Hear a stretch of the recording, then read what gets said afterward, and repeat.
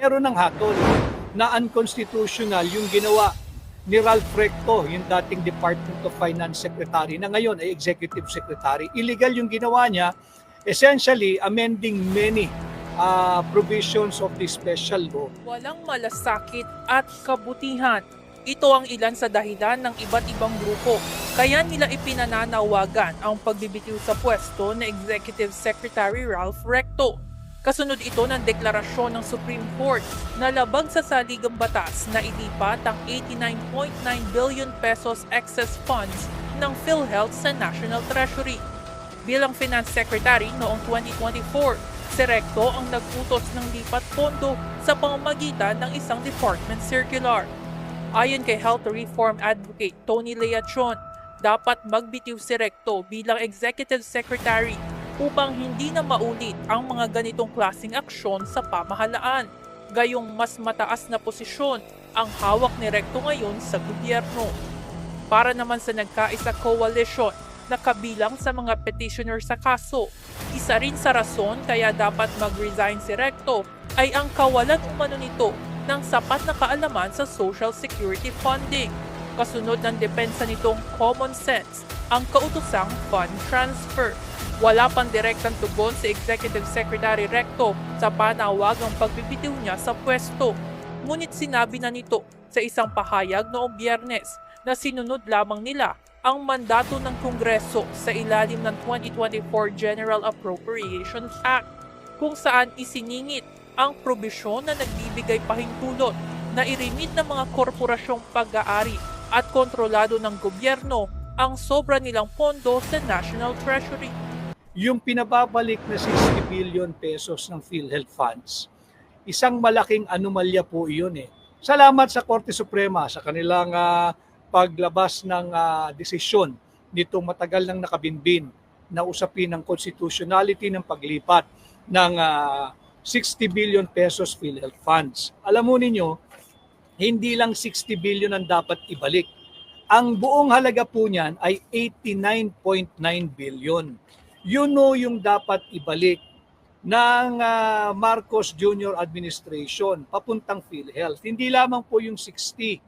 Di ba? Kinuha nila yung 60, pero yung 29.9 billion na gastos na po nila eh. So dapat po iyon ay ibalik nila yung 60 billion.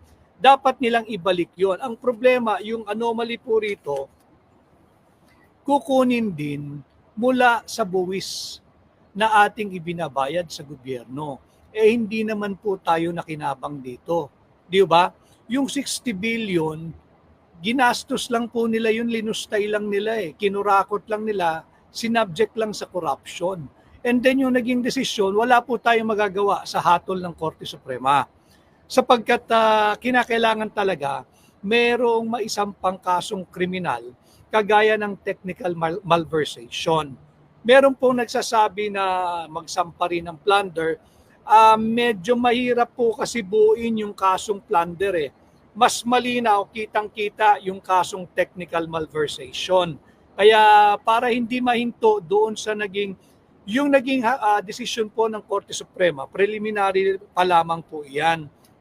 Magandang preliminary po yan sapagkat meron ng hatol na unconstitutional yung ginawa ng Marcos Jr. Administration ni Ralph Recto, yung dating Department of Finance Secretary na ngayon ay Executive Secretary. Illegal yung ginawa niya, essentially amending many provisions of the special law. At sinabi nga ho ng Korte Suprema, walang kapangyarihan ang Department of Finance na gawin yung paglipat-lipat ng mga pondo mula doon sa mga savings or unutilized funds ng GOCC. Tuloy po tayo dito sa PDIC. Pinag-uusapan po kasi natin yung GOCC. Ang PDIC, ano ba ang PDIC? Ang PDIC ay yung Philippine Deposit Insurance Corporation. Ano ba itong PDIC? Ito po ay isang government-owned and controlled corporation. Pangunahin po sa mandato ng PDIC ay isiguro yung ating mga deposito to ensure bank deposits, to protect the depositors, and to maintain financial stability in the country, in the Philippines. Yan po ang pangunahing layunin ng PDIC. At kinakailangan po nilang gawin ito para kung sakasakali, wag naman, meron pong pumalya na bangko na bayaran yung ating deposito pag tayo magwi-withdraw, ito po ay insurance to pay the insured deposit when banks fail, pagka sumablay po yung bangko. Di kaya ito po ay upang magbigay ng financial assistance doon sa mga bangkong nangangailangan ng konting tulong o ayuda to stabilize yung ating banking industry. And finally, ito po mahalaga eh. Ang function po ng PDIC ay maintain public confidence in our banking system. Ngayon, kinuha rin po yung 107 billion pesos ng PDIC. Matagal na po nilang kinuha ito. Ang PDIC po, sa mga nakasubaybay, maraming pong salamat. Ang ibig sabihin po ng PDIC sa Tagalog, Korporasyon ng Pilipinas sa Seguro ng Deposito. No, Korporasyon ng Pilipinas sa Seguro ng Deposito. Insurance, seguro. Ano? Hindi po ibig sabihin ng PDIC ay korupsyon o kurakot sa Pilipinas ng mga seguro ng deposito. Kinurakot na naman po kinuha na naman kinamal na naman po nila yung 170 billion pesos. Makikita natin yung korupsyon po, yung sistema po ng korupsyon at kurakot sa administrasyon ni Bongbong Marcos, talagang very systematic. Kinuha yung 60 billion pesos ng PhilHealth, kinuha yung 107 billion ng PDIC, ang dami pa po nilang kinurakot galing dyan sa flood control funds na isinisingit ng Vice-Cam. Mahalaga pong malaman ninyo ito sapagkat mayaman, katamtaman, mahirap, meron naman po tayo sigurong savings. Or ang sakop po kasi ng PDIC ay yung Universal and Commercial Bank. Pasensya na ako kayo, may konting background music at nasa labas po ako Yung Universal and Commercial Banks, nandyan din po yung thrift banks, kasama po dyan yung mga loan association, at nandyan din po yung rural and cooperative banks. So yan po ay may garansya. Ang maximum insurance coverage po ay 1 million pesos per depositor, 1 million per account. Ang maximum insured. Ito po ay naayon din sa international, yung gabay. Ang gumagabay po sa PDIC ay yung International Association of Deposit Insurers. Bakit ko po inilalatag sa inyo yung ganito? Para po higit ninyong maunawaan. Grabe, sobra-sobra na po yung pagnanakaw, yung kurakot, yung korupsyon na nangyayari sa ating bansa. Ultimo, ang hindi po pinakikilaman yung pondo ng PDIC. Dito talagang parang yung PhilHealth, magalit din ho tayo rito. Yung PhilHealth, pondo po yun bilang seguro o insurance ng ating kalusugan. Meron tayong magagamit sa panahon ng ating pagkakasakit o ng ating mga mahal sa buhay. Hindi po malayo yan Diyan sa pondo naman ho ng PDIC. Ang layunin po ng PDIC, seguro din po Yung isa, insurance ng ating health benefits or health premium. Ito naman po, insurance o seguro din ng ating pananalapi o ating mga deposito. Pareho po silang insurer Yung isa, insurer ng pondo natin para pag kami magkasakit, mangailangan tayo ng pang-hospital o pang-doktor, meron tayong huhugutin. Yung PDIC naman po, insurance po yun ng ating pera or deposito pananalapi. Ginalaw din po ito ng Bongbong Marcos administration. 107 billion. Habang tayo po ay nagsasagawa ng direktang ugnayan ngayong tanghali, simple math lang 107 billion plus 60 billion, dito pa lang sa dalawang items na ito, 167 billion pesos na yung kanilang kinukuha sa ating mga Pilipino.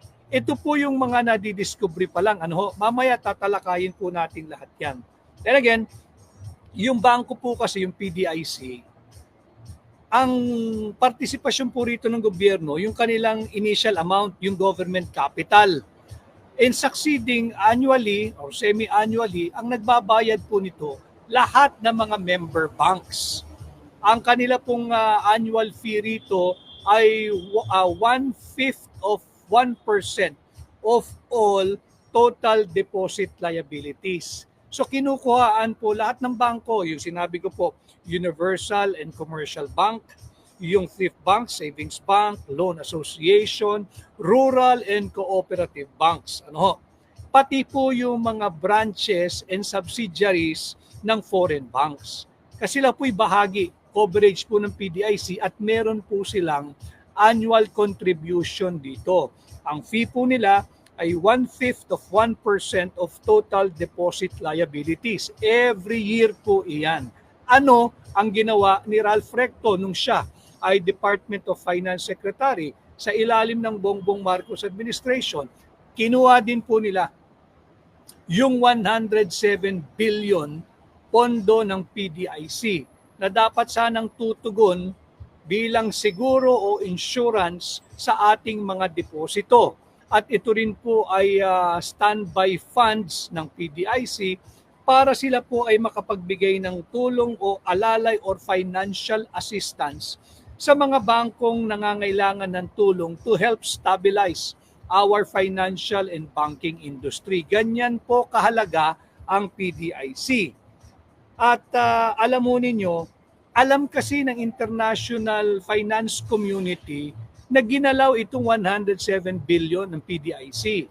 Di ba ang justification nung Lucaret sa Malacanang, pinaparot niya yung mga maling, ganun talaga garbage in, garbage out.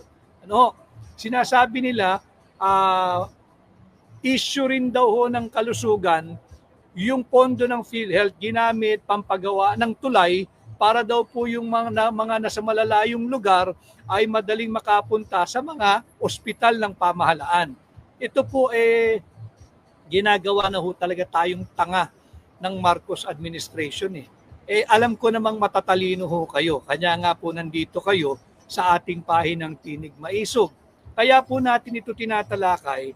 Mamaya pati po yung hindi lang po natitigil dito. Nandyan na yung 60 billion pesos PhilHealth funds, may desisyon na, kalampagin naman ho natin yung 107 billion na PDIC funds. Nasaan na? Isosoli rin ba ito? Saan ginamit ang perang ito? Ito ba ay pinantayo din ng tulay o kalsada para yung mga nasa malalayong lugar, yung mga tinatawag palaging unbank o wala pong account o walang bangko, makadali pong makapunta ng bangko at makapag-open ng account? Following the same flawed and crazy logic of that Lucaret in Malacanang. Kung bakit daw ginalaw yung PhilHealth funds, usaping kalusugan naman daw ho, yung pinampatayo ng tulay para daw po makapunta yung may mga sakit at karamdaman, madaling makapunta sa ospital. Hindi natatawid ng dagat, hindi natatawid ng ilog dahil may tulay. Yun po ay tahasang pambubudol. Wala pong tulay. Wala pong tulay. Ganyan din po yung justification nila. Bakit ang laki-laki ng ating taunang budget, hindi ba? Para daw po sa flood control funds, sa flood control or flood mitigation projects. Wala po yun Ghost po iyon Kanya nga po itong mga kalukuhan ng ICI na nalusaw na, ilan na lang ho natitira dyan. Kunin ko rin itong panawagang ito sapagkat alam mo ninyo, habang may maganda pa yung pangalan ng country manager ng SGV, the leading audit firm and tax advisor in the Philippines, yung SGV, si Binibining, nasa na yung pangalan niya? Si Binibining Rosana Fajardo, ang SGV country manager. Ma'am, sana you do Rogelio Babe Singson. Sayang ang pangalan mo, sayang ang karera mo, sayang ang integridad mo. Huwag kang magpagamit na deodorant diyan sa Malacanang. Huwag kang pumayag maging tagalaba nung kanilang dumi. Hindi naman ikaw dumumi dyan Hindi mo rin kliyente yan. Yung mga linilinis ninyo diyan sa ICI, mga nagnakaw sa pera nating mga Pilipino. Do a Rogelio Babe Singson, that is the most honorable thing to do. Mag-resign kayo dyan sa ICI, bumalik na lang ho kayo sa pribado dyan sa SGV. Tanyag yung inyong kumpanyang kinasasapian, country manager ka pa, ang dami ninyong kliyente, naglalakihan, wag na ho kayo magpagamit dyan sa ICI. So ganun din ho, itong usapin ng PDIC, 107 billion pesos. Ito po yung sa korporasyon ng Pilipinas sa siguro ng deposito. Hindi na po siniguro yung deposito, yung korporasyon ginawang korupsyon eh. Korupsyon ng Pilipinas sa siguro ng mga deposito. Kinurap din ho yung 107 billion eh. Kinurakot din ho eh. Yung sa PDIC. Hindi po natatapos dyan ang kalukuhan ng Marcos Jr. administration. And no wonder. Kasi po kasali rin yung branches and subsidiaries of foreign banks. Kasali rin po sila, naguhulog din po sila dyan ng kanilang annual fee na yun nga po 1/5 of 1% of the total deposit liabilities per bank, per financial institution, per banking industry, or banking institution. So nalalaman po ng international banking community na ginalaw din ng Bongbong Marcos administration at ni Ralph Recto itong 107 billion pesos ng PDIC. Ano ho ang naging epekto? Kaya po naman, bagsak ang ating foreign direct investment. Hindi na po tayo attractive eh. Alam ng mga mamumuhunan na banyaga, yung malalaking korporasyon, na talamak ang korupsyon sa ating bansa sa ilalim ng pamumuno ni Bongbong Marcos. At alam na alam din ho nating mga Pilipino dyan sa loob ng Pilipinas. Kaya anong nangyari? Hindi lamang ho investors' confidence that are at an all-time low, pati po ang trust and approval rating ni Bongbong Marcos all-time low, -26. Wag ho kayong maniniwala na yung +21, hindi ho. Sapagkat doon sa survey, para po meron tayong basihan, papakita ko lamang ho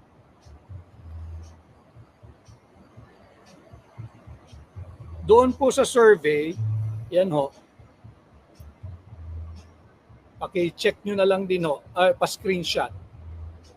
Dito po sa survey, yung 47%, yun po yung hindi mahusay at hindi lubos na mahusay. Sa 47, ito po yung negative niya, 47%. 16% po doon nagsasabing lubos na hindi mahusay. Talagang lubos, yun ang term na ginamit eh. Yung 31% po doon sa 47 ay hindi mahusay. For a total of 47% po yung negative kay Bongbong Marcos. Malinaw po yan. Paki-screenshot po ninyo. Yung 21%, ito po yung sang-ayon o yung nagsasabing lubos na mahusay at mahusay. Sa 21%, 4% lamang po doon na nagsasabing lubos na mahusay si Bongbong Marcos at 17% yung mahusay lamang. So pagbasa po ng survey, ito po'y pinakita na sa isang pahina, social media platform ni dating Secretary at Congressman Mike Defensor. Yung 47 negative niya at yung 21 na positive niya, pag sinuma po nyo yun, ang matitira, negative 26%. Yan po ang rating ni Bongbong Marcos, negative 26%. Ano po ang significance nito? Kagaya po nung sinabi ko sa inyo, andyan na po lahat ng indicators eh. Yung ating foreign direct investment, sadsad, bagsak. Bagsak. Bakit? Alam po ng international community, whether finance or banking or business community, na grabe ang korupsyon sa ating bansa. At wala pong nakikitang any new development. Mantakin mo, yung tulay sa Davao City na ginawa na simula nung panahon ni Pangulong Duterte, nagpatuloy hanggang ngayon, pinondohan ng bansang China, inangkin eh. Dahil wala po siyang mapakita eh. Wala na po siyang mapakita, yung proyekto ng may proyekto, inaangkin. Ganon po katindi ang ating bansa ngayon. So dapat hanapin natin itong 107 billion PDIC funds. Saan ito napunta? Ang PDIC ho, may board po iyan. Ang chairman po niyan ay si BSP Governor Ginoong Eli Remolona Jr.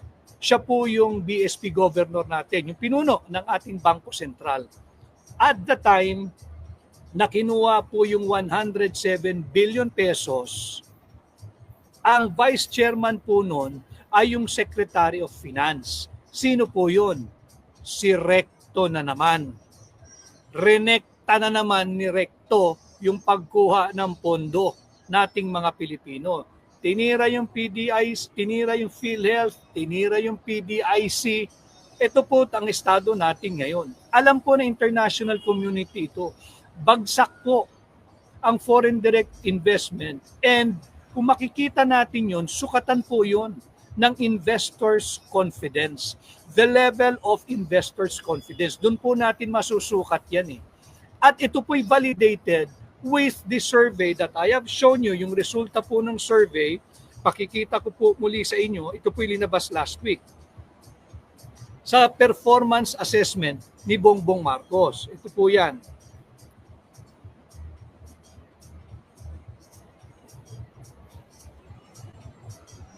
So multiple po yung sources na natin.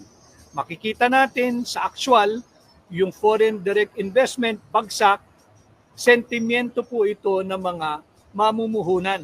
Ayaw pong pumasok sa atin dahil alam nila na talamak, ang issue po ay yung talamak na korupsyon at drug addiction. Yung dalawang bagay na yun. Ang bigat po nun.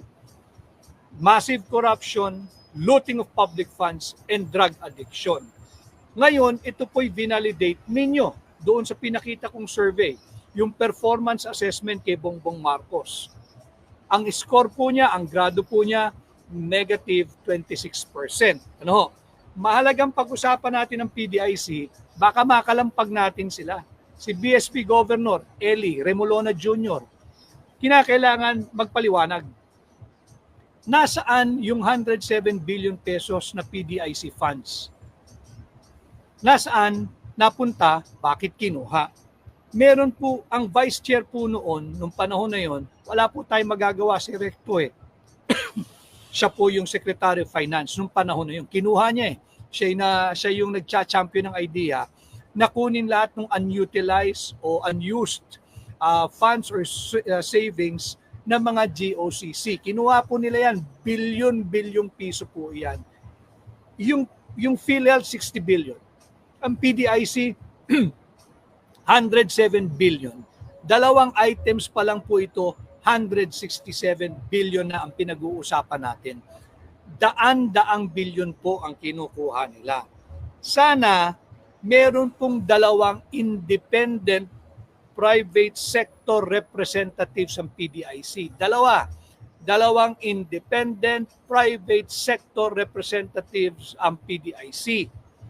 Yan ay dapat independyente. Yan dapat nakapanig sa mamamayang Pilipino, sa taong bayan, sa mga depositor. Subalit tahimik din itong dalawang independent private sector representatives. Ito nga po yung nakakagalit ng talaga. Yung mga tinanghal na independent, na sana'y nagbabantay sa ngalan ng taong bayan, dapat lumabas, magpahayag at magsalita na.